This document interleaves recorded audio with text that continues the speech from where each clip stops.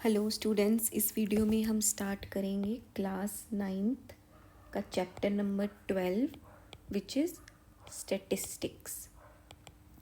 Statistics एक बहुत ही important और फन चैप्टर है। इसमें हम ग्राफ्स के बारे में पढ़ेंगे। ग्राफ्स क्यों इम्पॉर्टेंट होते हैं? हमारे पास जब एक बहुत सारा न्यूमेरिकल डेटा गिवन होता है तो इट्स वेरी डिफ़िकल्ट टू उसको समझना। और लेट्स से आपने डेटा बनाया, आपने डेटा के साथ काम किया तो आपको इजीली समझ में आ रहा है, बट आपको किसी और को बताना है बहुत कम टाइम में कि वो डेटा क्या है, क्या रिप्रेजेंट करता है, क्यों इम्पोर्टेंट है। तो उसके लिए हम ग्राफ्स की हेल्प लेते हैं and graphs will really help you to understand and streamline the data. ठीक है, सो सबसे पहले हम पढ़ेंगे बार ग्राफ्स के बारे में। हम बार ग्राफ्स के बारे में पढ़ेंगे। बार ग्राफ्स क्या ग्राफ होता है? अगर आप ध्यान से देखेंगे तो बार ग्राफ्स की प्रॉपर्टी होती है, उसमें एक एक्स एक्सिस होता है, एक वाई एक्सिस होता है। एक्स एक्सिस पे आप कैटेगरी रिप्रेजेंट करते हैं यूजुअली, जिसकी आपको वैल्यू दिखानी होती है वाई एक्सिस पे। ठीक है, सो एक्स एक्सिस पे आपकी कैटेगरी होती है, वाई एक्सिस पे आपकी वैल्यू होती है। ठीक है, और जो आप बार्स ड्रॉ करते हैं, दो बार्स की विड्थ हमेशा सेम रहेगी। अगर आप अपनी नोटबुक पे ड्रॉ कर रहे हैं इसको 1 सेंटीमीटर का, तो ये भी आपका 1 सेंटीमीटर होगा। और हर दो बार्स के बीच का जो डिस्टेंस है वो भी जो है सेम रहेगा। अगर आपकी दो बार्स की डिस्टेंस 1 सेंटीमीटर है तो यहाँ पे भी आपका 1 सेंटीमीटर होगा। ठीक है, अभी हम स्टार्ट करेंगे एग्जाम्पल नंबर 1 से। सो एग्जाम्पल नंबर 1 में आपको गिवन है that in a particular section of class 9th 40 students were asked about the months of their birth and the following graph was prepared for the data so obtained। आपको एक graph given है यहाँ पे। ठीक है, you are given this graph. ठीक है, और आपको बार ग्राफ गिवन है। हमने अभी पढ़ा कि बार ग्राफ की एक्स एक्सिस पे आपकी कैटेगरी होती है और वाई एक्सिस पे आपकी उसकी वैल्यू होती है। तो जैन में कितने बच्चे पैदा हुए, फेब में कितने बच्चों का बर्थडे आता है, ये सब आपको यहाँ पे इन्फॉर्मेशन है। सो उसने आपको 2 क्वेश्चन पूछे हैं कि how many students were born in the month of November. तो हम नवंबर की बार से यहाँ से जब चेक करेंगे तो ये हमारी लाइन टच हो रही है 4 पे। तो 4 students were born in the month of November. फिर उसने पूछा in which month were the maximum number of students born. तो सबसे हाईएस्ट बार हमारा अगस्त में है, उससे ऊपर तो कोई बार नहीं है। तो जब हम चेक करेंगे तो 6 students were born in August which is the highest of all the months. Okay, so अब नेक्स्ट एग्जाम्पल में हमें जो है वो ड्रॉ करना है बार ग्राफ। आपको एक टेबल गिवन है, सो हमें बार ग्राफ ड्रॉ करना है।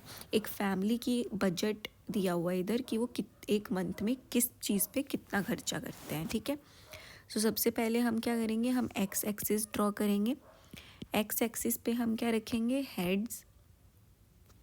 हेड्स क्या है यहाँ पे, जो यहाँ पे आपको हेडर गिवन है, कैटेगरी का नेम या वो आएगा आपका हेड्स। फिर हम वाई एक्सिस पे जो है वो वैल्यू ड्रॉ करेंगे, वैल्यू लिखेंगे। तो हमारी मैक्सिमम वैल्यू 5 तक जा रही है, सो हम 5 तक यहाँ पे नंबर लिख लेंगे। इक्वल आपको रखना है विड्थ। ठीक है, आप अपनी ग्राफ पेपर पे ड्रॉ कर रहे हैं, इक्वल रखना है। सो यहाँ पे सबसे पहला जो हमारा ग्रोसरी पे खर्चा हो रहा है वो हो रहा है 4000। तो हम ऐसे बार ड्रॉ करेंगे और यहाँ पे मैं लिखूँगी ग्रोसरी। फिर हमारा जो दूसरा सबसे ज़्यादा खर्चा है वो है आपका रेंट पे, यहाँ पे मैं रेंट लिख दूँगी। फिर एजुकेशन पे भी आपका 5000 रुपीज़ खर्चा हो रहा है पर मंथ। ठीक है, यहाँ पे हम एजुकेशन लिखेंगे। फिर आपका मेडिसिन पे हो रहा है 2000 रुपीज़ का खर्चा, सो यहाँ पे हम लिखेंगे मेडिसिन। फिर एंटरटेनमेंट पे आपका 1000, एंटरटेनमेंट। और फिर आपका मिसलेनियस पे भी जो है वो 1000।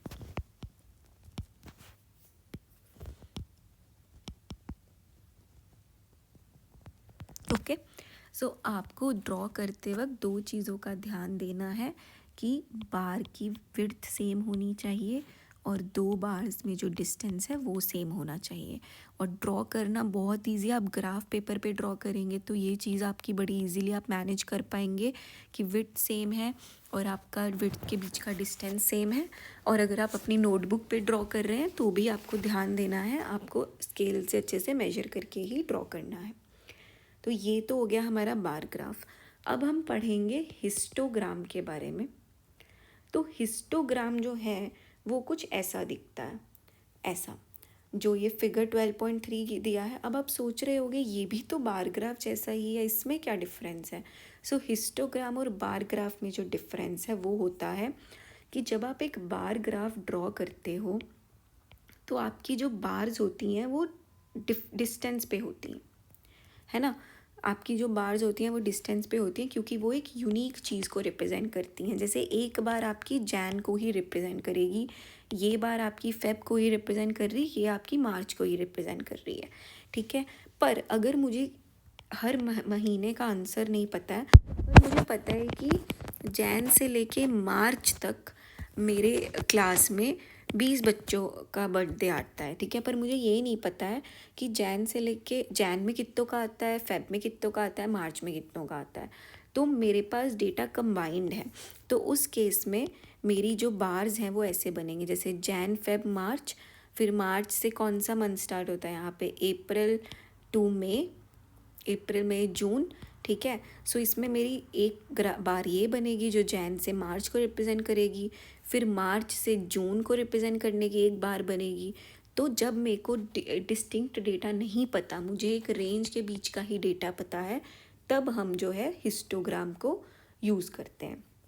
तो यहाँ पे आप देखोगे आपको वेट्स दिए हुए हैं कि 30.5 से 35.5 तक कितने बच्चों का वेट आता है, 35.5 से कितने बच्चों का वेट आता है, ऐसे आपको कैटेगरी दी हुई है। फिर उस कैटेगरी को प्लॉट किया हुआ है, 35.5 से लेके 35.5 तक 9 बच्चों का वेट आता है, 35.5 से 40.5 तक 6 बच्चों का वेट आता है। तो ऐसे हमने हिस्टोग्राम ड्रॉ किया है। अब आपको एक एग्जाम्पल दिया है, एग्जाम्पल नंबर 3।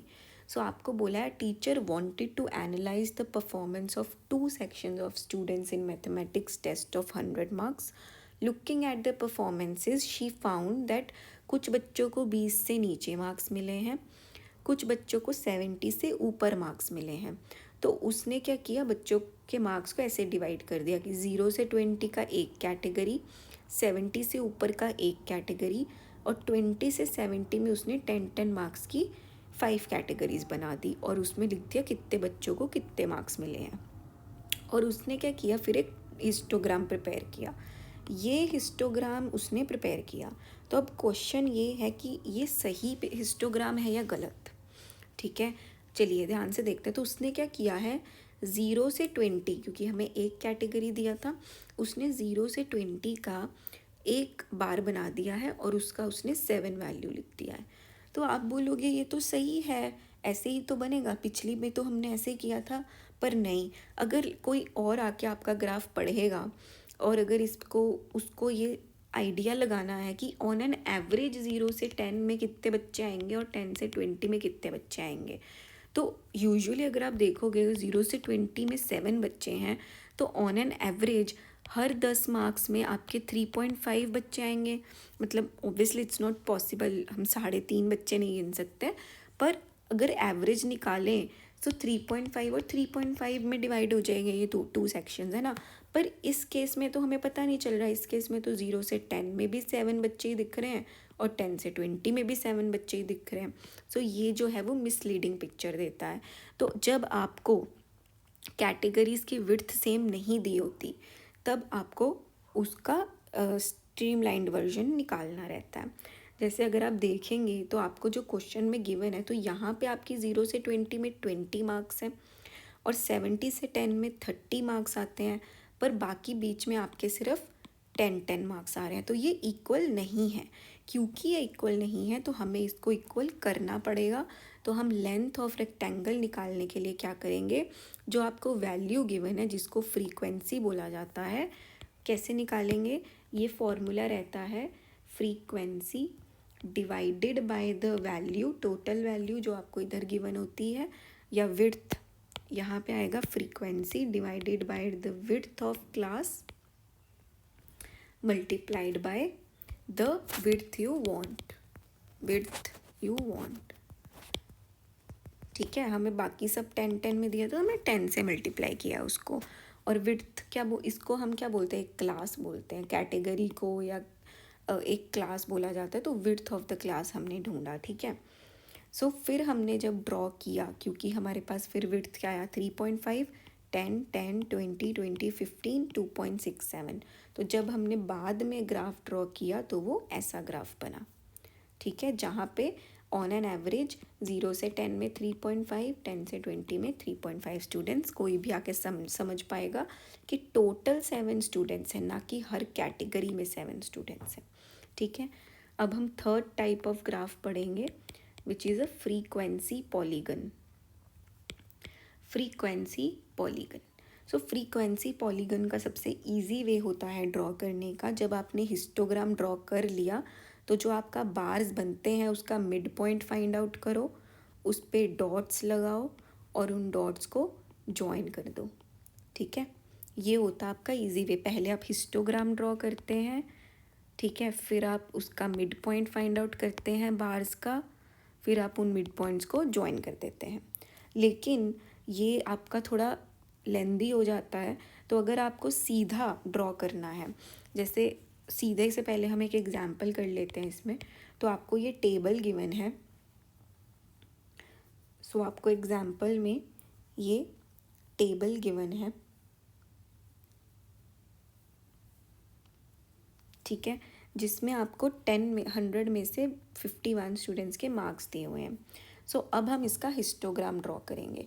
अगर आप ध्यान से देखोगे तो इस केस में जो विड्थ है हर कैटेगरी का वो 10 है। तो अब हमें वो एक्स्ट्रा स्टेप करने की ज़रूरत नहीं है जो हमने पिछले एग्जाम्पल में किया था, जो कि इस फॉर्मूला से हमने निकाला था। ये हमें करने की ज़रूरत नहीं है क्योंकि विड्थ ओवरऑल सेम है, तो हम डायरेक्ट हिस्टोग्राम ड्रॉ कर सकते हैं। सो यहाँ पे क्योंकि मुझे 10 का कैटेगरी गिवन है तो मैं लिख लूँगी अपना 100 तक ऐसे ही। ठीक है, यहाँ पे मुझे गिवन है मार्क्स, यहाँ पे गिवन है नंबर, सॉरी उल्टा लिख दिया मैंने। ये हो गए आपके मार्क्स, फिर ये हो गए आपके नंबर ऑफ स्टूडेंट्स। ठीक है, नंबर ऑफ स्टूडेंट्स में मैक्सिमम वैल्यू 10 है तो मैं यहाँ पे 10 तक नंबर लिख लूँगी।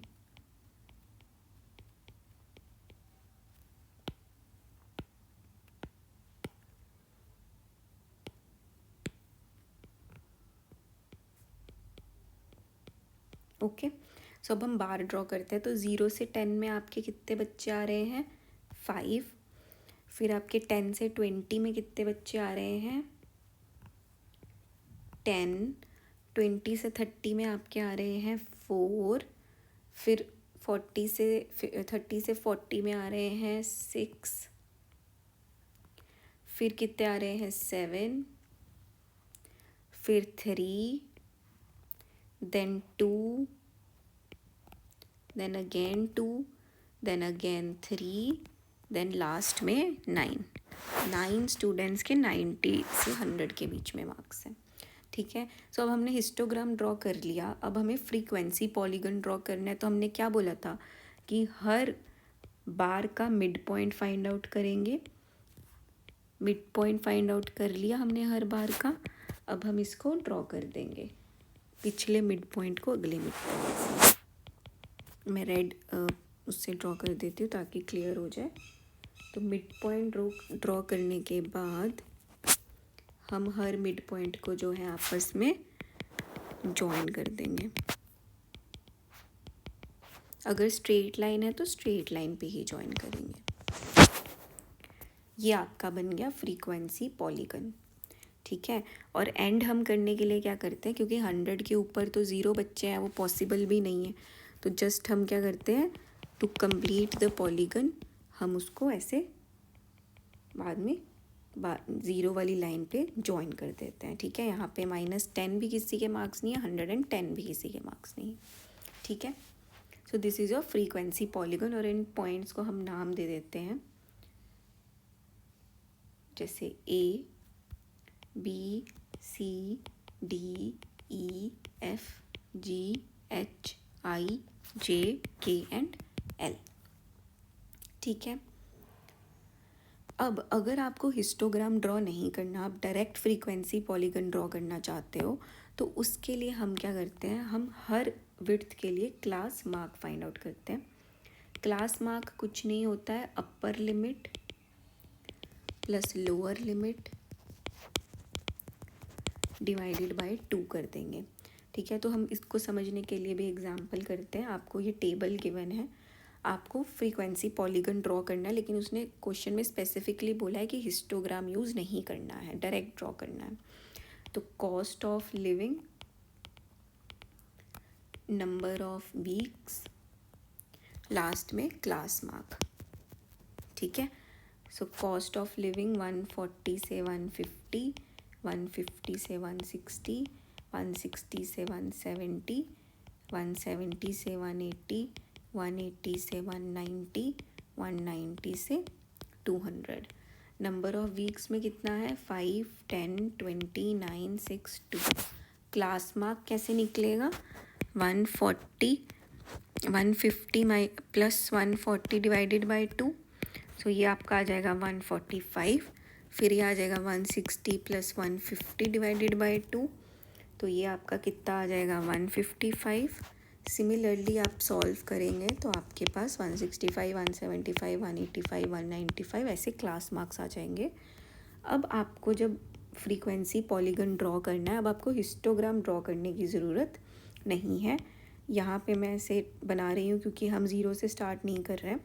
सो ये आपका 135, 145, 155, 165, 175, 185, ये मैं क्लास मार्क्स की वैल्यू लिख रही हूँ। ठीक है,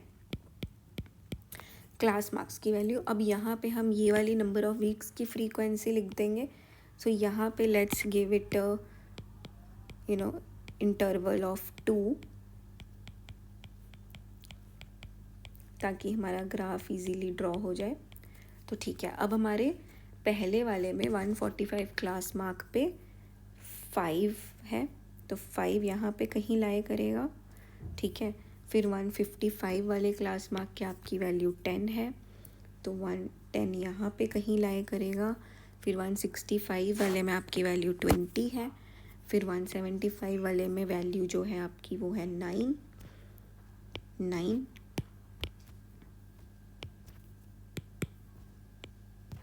फिर 185 वाले में जो है आपकी वैल्यू है 6। फिर 195 वाले में जो है आपकी वैल्यू है 2, और 205 पे वैल्यू है 0। तो अगेन जब हम इनको ज्वाइन करेंगे तो हमारे पास फ्रीक्वेंसी पॉलीगन बनेगा, पर इस बार जो है हमने हिस्टोग्राम बनाया नहीं, हमने डायरेक्ट जो है अपना फ्रीक्वेंसी पॉलीगन ही बनाया है। ठीक है, सो इनको हम नाम दे देंगे पॉइंट्स को, A, B, C, D, E, F, G and H। ठीक है, सो ये कॉन्सेप्ट था, हमने 3 चीज़ें पढ़ी, बार ग्राफ, हिस्टोग्राम और फ्रीक्वेंसी पॉलीगन।